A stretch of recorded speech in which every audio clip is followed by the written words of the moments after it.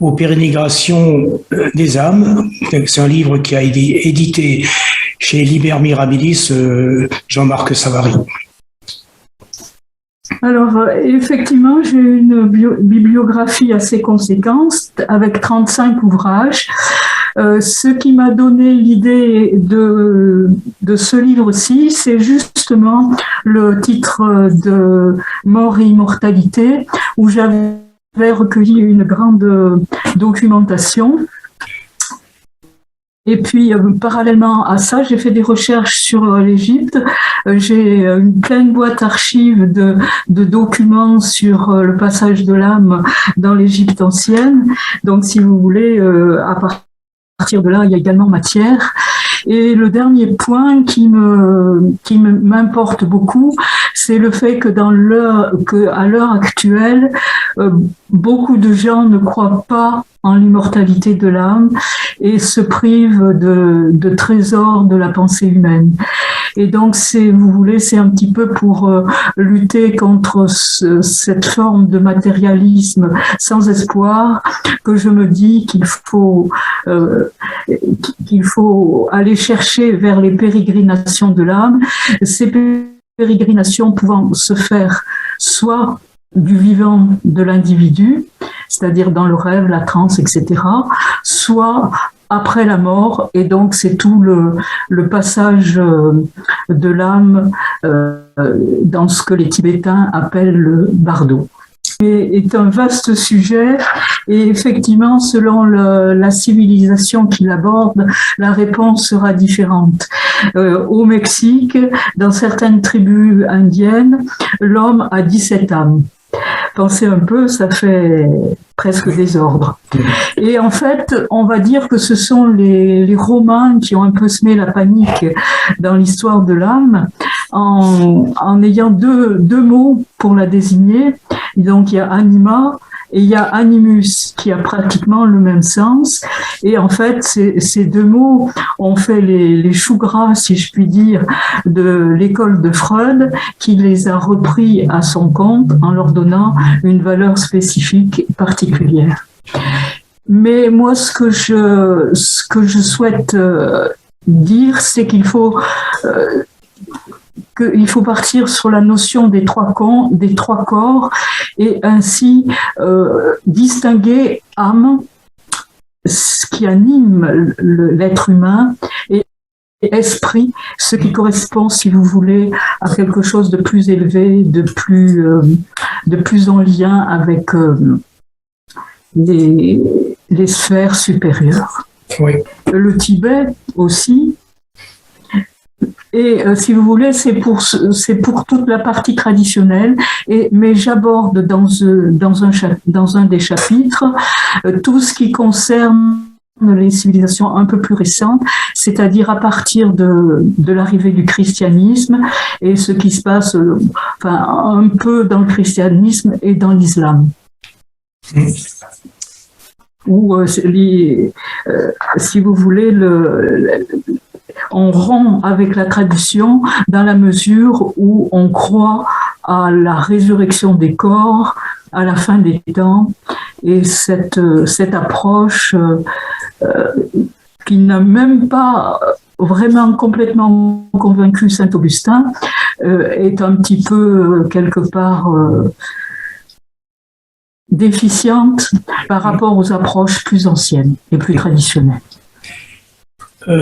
Les sociétés traditionnelles, que ce soit l'Égypte ou que ce soit le Tibet, on va prendre deux exemples, ont la même approche de l'âme, si vous voulez, dans la mesure où, pour ces civilisations, l'âme est éternelle. L'âme n'a pas de fin. L'âme est éternelle, donc si vous voulez, elle va pérégriner, si je puis dire, de corps en corps au fil du temps et au fil des réincarnations. Et donc, en fait, la thèse de la réincarnation est celle qui court en Égypte et au Tibet. Mais cependant, il y a certaines personnes qui bénéficient, si je puis dire, d'un statut particulier. Il s'agit donc du pharaon en Égypte et il s'agit bien sûr des grands sages au Tibet. Et ces personnes ont accès à l'immortalité, entre guillemets, c'est-à-dire qu'ils acquièrent une enveloppe d'immortalité ou une enveloppe de gloire, et en fait, ils sont au niveau du monde des dieux. Mais bien sûr, c'est quelque chose d'un peu particulier. Les âmes du commun des mortels sont condamnées à pérégriner, donc à aller de corps en corps. Vous avez le terme d'interface, qui vous explique la simultanéité du passage d'un plan à un autre. En fait, je me suis beaucoup intéressée au chamanisme dans le cadre de l'association dont je m'occupe. Et il nous est arrivé des aventures extraordinaires. Et je vous dirai juste une petite anecdote. Il suffit de porter un bandeau avec des franges pour avoir accès à cette interface, donc qui est un autre monde, qui n'est pas l'autre monde avec un grand A, mais qui est un autre monde. Si vous voulez, c'est comme si vous aviez deux plans dont le premier est transparent et le deuxième, et le réel est derrière.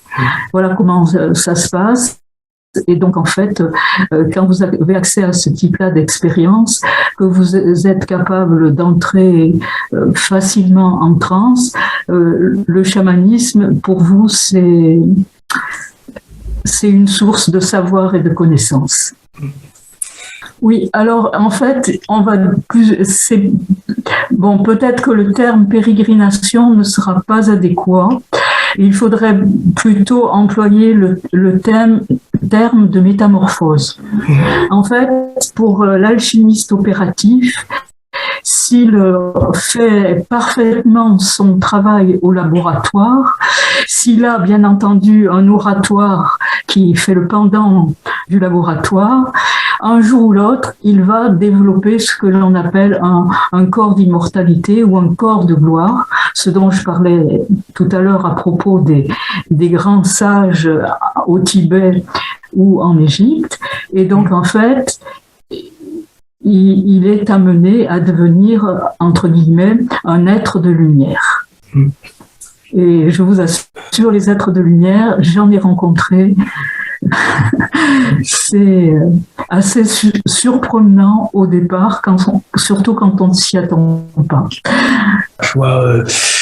Quelques années après avoir publié mon premier ouvrage, et en fait, nous sommes allés en Égypte ensemble, ce qui a été une expérience inoubliable et je dirais même fabuleuse. Et ce qui me plaît beaucoup dans la revue Liber Mirabilis, c'est le côté associatif qui fait que on se sent totalement intégré dans la revue.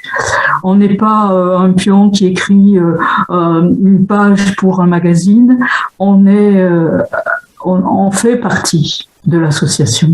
Et faire partie de l'association, c'est ce qui, à mon sens, me paraît le plus intéressant, le plus significatif, le plus valorisant aussi, le plus essentiel, puisque c'est le mot qu'il faut employer.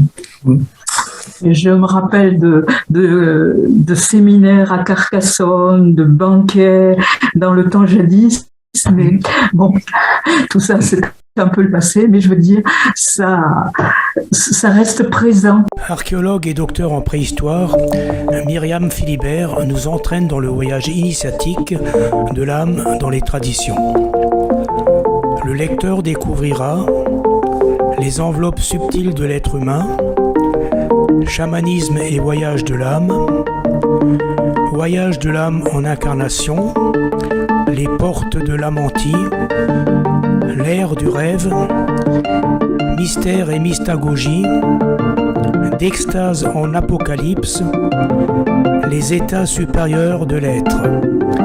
Bonne lecture.